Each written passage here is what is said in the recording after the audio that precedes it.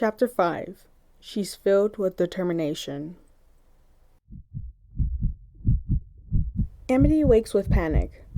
Her legs become tangled in the sheets, and she falls out of bed. Off! Oh, shit. The blight lays on the floor, holding her chest. She feels like she's having a heart attack, while also struggling to breathe. Ah, yes. The sweet sensation of a panic attack. The door slowly opens to a sleepy Basha, who is holding a glass of water. Hey, are you alright? Yeah, I had a bad dream. About a friend. The blight lies. She wants to rush home and check the obituary database for Luce. Basha scoffs. You have other friends who aren't ghosts? Normally, a person would be offended by such a comment, but Amity is a bit of a loner. She's friends with Basha and Skara because they used to play soccer together. The Blight's anger issues caused an incident that not only forced her to step down as team captain, but to also hang up her cleats. Yeah, her name is Luce. I'm worried about her. I haven't heard from her in a while. Amity partially lies. She is worried about her friend, but she just saw her moments ago. Basha squints at the teen, who is still sitting on the floor. I know that loser. She hangs out with my girlfriend sometimes. How do you know her? Amity bites her bottom lip. She came into the shop and we had a good time together, but I haven't heard from her since. Oh, you got ghosted. The redhead is hunched over laughing. The Blight's anxiety has subsided enough to stand up again. She pulls back her fist to punch her friend on the shoulder. Dipshit, I'm worried here. Calm down, Nancy Drew. I'll text Willow in the morning. I'm sure your girlfriend's fine. Basha yawns and walks down the hallway to her room, leaving the teen with her thoughts. Amity would rather peel her eyelids off with a rusty screwdriver than be left alone with her thoughts. She calls her siblings, who are still awake due to their new obsession with speedrunning all of the Silent Hill games in the series in one go. They're currently on Silent Hill Downpour, with Ed on the controller and M screaming at him for messing up the speedrun. Fuck! Hey, can one of you pick me up from Basha's house? Amity hates asking for help, but when she doesn't have a car, she has to rely on the twins. Sure, I need a break from Ed before I shove the controller up his ass. Em uproots herself from the cozy indent she made in the recliner. Ed shouts from the background, Kinky! Please don't kill him. I don't want to hear his bitching when he dies. Amity pleads to her sister. Em grumbles. And in no time, Amity's back in her room, wrapped in a baby blanket. Her siblings tease her for still sleeping with a small blanket with a teddy bear on it. The youngest Blight usually gives them a middle finger when they bring up the subject. Amity needs something to keep her anxiety at bay as she types Luce's name into the obituary database. Her eyes scan through, looking as far back as 3 months for a friend. Nothing. Amity chews on her bottom lip, opening up a new tab for the state's death certificate database. Using the same parameters, she ends up with the same result. The teen softly bangs her head on her desk. Damn it! The lack of documentation doesn't necessarily mean Luce is alive. In her experience, the coroner's office can be backed up with bodies piling high in the freezers. Now that it's summer, more college students are drowning, lighting themselves on fire, and even giving themselves alcohol poisoning. The more bodies, the longer it takes to process the deceased. Then that doesn't even scratch the surface of other possibilities, like the death certificate being held up by the county. Amity once held a seance for a family whose daughter was lost to a mugging. Her certificate was lost in the county's care. It took 3 fucking months to process. Hence why she searched so far backwards. Those government stooges took away the family's ability to have an open viewing. Dealing with situations like the government dragging ass with legal documents is the very reason why she refuses to open a funeral home.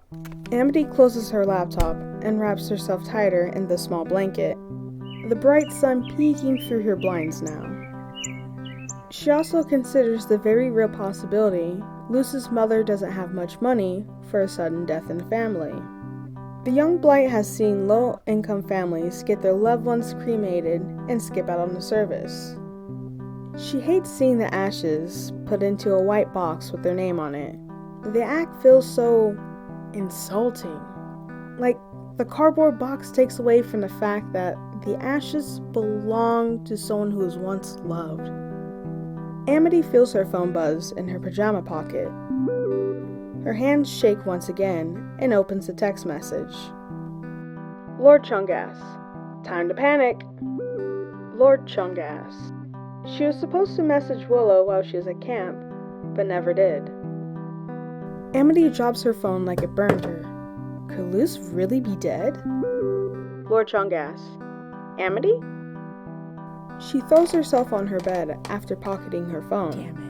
The teen can't remember a time when she was this devastated. No, she won't allow shitty mismanagement to stop her search for Luce. Amity presses a hand to her lips. I need to find her. The medium practically jumps out of her skin at the sudden appearance of the tiny demon, who is now sitting at the foot of her bed. The creature is glaring at her, probably trying to communicate. Amity slowly inches closer, careful not to upset the assumed hellhound. Now that she has a better look at King, she notices that he does in fact have a mouth, but it doesn't look to move as he nods at the teen. The hellhound facepalms and points to Amity. Okay, me? What about me? King then points to himself and claps his hands together. You and me together? Mm-hmm. He makes a walking gesture, followed by holding his arm and whining. Amity is at a loss. We go hurt someone? King shakes his head. He stands up and pretends to fall while holding his knee. You're hurt. The tiny creature jumps off of her bed and scampers to her bathroom. Amity slides on her socks to see what the little demon is doing. King is digging through her medicine cabinet, tossing various items behind him. The tiny demon turns to the human, holding a first aid kit in one hand and a pill bottle in the other. The teen takes the bottle and reads the label. It's the antidepressants she got from the hospital. She had such a bad panic attack, she thought she was having a heart attack. Amity slowly meets King's eye. You want us to go to the hospital? The teen feels like she should have a degree in deciphering demon after this is all over. The hellhound stamps his feet on the counter in anger. He launches himself out of the bathroom. Again, Amity follows the demon. This time, he's sitting on her bed, holding the key Lady Death gave her. Amity sinks to her knees. You want us to go to the hospital because of Luce? King nods and holds a thumbs up before disappearing into a tall shadow, possibly a portal of some kind. Now in a panic, Amity runs around her room, trying to strip off her pajamas and put on khakis at the same time. She only manages to fall over, tangling herself in her clothes. Ow. Are you okay, sweetheart? Aladar yawns outside the teen's door. Amity shimmies herself into her clothes and opens the door. It looks like her father didn't get much sleep either. Perfect! The solution to her next problem, right at her door. The young Blight manages to hitch a ride to the local hospital from her father. He didn't need much convincing. The sleepy man isn't one for mind games, unlike his wife. He accepts things at face value. So when Amity asked if he could drive her around town to check up on local morgues, he shrugged and grabbed his keys. Then again, she's done this a few times in the past. Sometimes the recently deceased would complain about the cleanliness or misconduct by the morticians. The Blight would take it upon herself to do a quick inspection to see if the local police would need to intervene. She can do this. She can walk into the morgue and see Luz's cold body laying on the slab. Amity feels like she's walking through molasses on her way to the elevator at the hospital. She can do this. Fuck. She can't. The teen takes a sharp turn down the hallway next to the elevator leading to the ER. She figures she can sit on one of the comfortable chairs to work up the nerve again. Amity plays with the collar of her black polo. The only professional shirt she owns has her family's shop embroidered on it. She watches as people walk in and out of the waiting room in various states of health. One lady with long gray hair walks in holding 2 brown paper bags. "I brought you lunch, Camilla." The lady holds up one of the brown bags and shakes it. The nurse is an exact copy of her daughter. She takes the bag and kisses the other woman on the cheek. "Oh, gracias, mi amor. But you know it's still 8 a.m. If Amity wasn't already sitting, she would have fallen to her knees. She can't believe it's both Camilla and her girlfriend, Ida.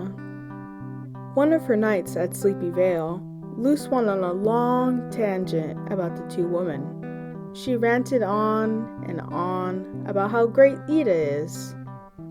Luz told countless stories about Ida being a freelance security consultant. In other words, a legal thief. Apparently the 2 women met each other when Luz accidentally spilled her drink on Ida's dress at the local medieval fair. Ever since spring break, the 2 have been madly in love. Ida snorts at her lover playfully as Camilla pushes her away from the counter. The gray-haired woman makes eye contact with Amity, and the teen quickly looks down at her feet. "Hey, you're Dahlia's kid," the woman states, taking long strides to the teen, before taking a seat next to her. "I think it's cute that your mom exploits your gifts for financial gain. I thought she wasn't going to do the same thing her mother did."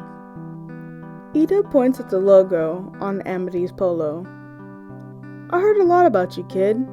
You're pretty strong." She only nods, unable to shake the shock from the situation. Just her fucking luck, bumping into Luz's family. Amity needs to stay focused and find Luz's cold corpse. The youngest Blight is usually a light shade of pale compared to her siblings, but right now, she could cosplay as Casper. Yes, she holds back the bile raising in her throat. Seeing her first waterlogged corpse doesn't come close to how sick she feels right now. The teen was expecting a nightmare-fueled smell, but nothing could prepare her for the thick substance coating the body known as corpse wax. Ida clears her throat. She sounds like she's in just as much pain as Amity. They just moved her. The older woman cracks her knuckles, possibly out of habit. "I'm guessing you want to see her?" Amity has come all this way to find Luz. She has to do this. She can't back out. The Blight takes a steady breath as she forces herself out of the chair. Her posture stiffens the moment she senses that familiar, painful tingling that grips her soul. It's a demonic presence, but King is nowhere to be seen. Amity summons false determination, hoping it will eventually overcome the fear. Take me to Luce. Ida silently waves for this teen to follow her to the elevator. As the two wait for the doors to open, the older woman suddenly speaks.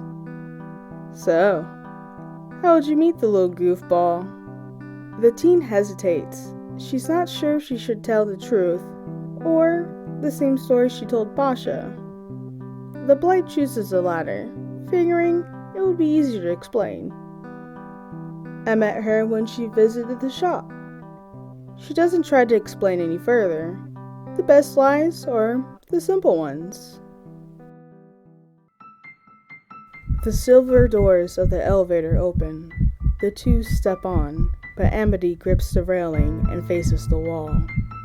She can't handle seeing Ida hit the button for the basement.